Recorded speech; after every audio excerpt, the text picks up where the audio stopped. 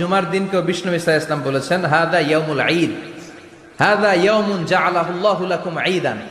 তাবারানির হাদিস। বিষ্ণু বলেছেন এটা এমন দিন যে দিনটাকে আল্লাহ তাআলা তোমাদের জন্য ঈদের দিন হিসেবে ঘোষণা দিয়েছেন। পড়েন আলহামদুলিল্লাহ। আল্লাহ তাআলার একটা বৈশিষ্ট্য হচ্ছে সুন্নাতুল্লাহি ফিত তাফদীল। এক এক জিনিসের উপর আল্লাহ এক এক জিনিসকে বৈশিষ্ট্যমণ্ডিত করেন, মর্যাদা দান করেন। ফাদ্দালা জামানান আলা জামান কামা ফাদ্দালা মাকানান আলা মাকান, ইনসানান আলা ইনসান। আল্লাহ ব্যক্তির উপর ব্যক্তিকে প্রাধান্য দেন, আল্লাহ সময়ের উপর সময়কে প্রাধান্য দেন, আল্লাহ স্থানের উপর স্থানকে প্রাধান্য দেন। এটা আল্লাহর সুন্নাত। এটা আল্লাহর কি সুন্নাতুল্লাহি ফিত তাফদীল।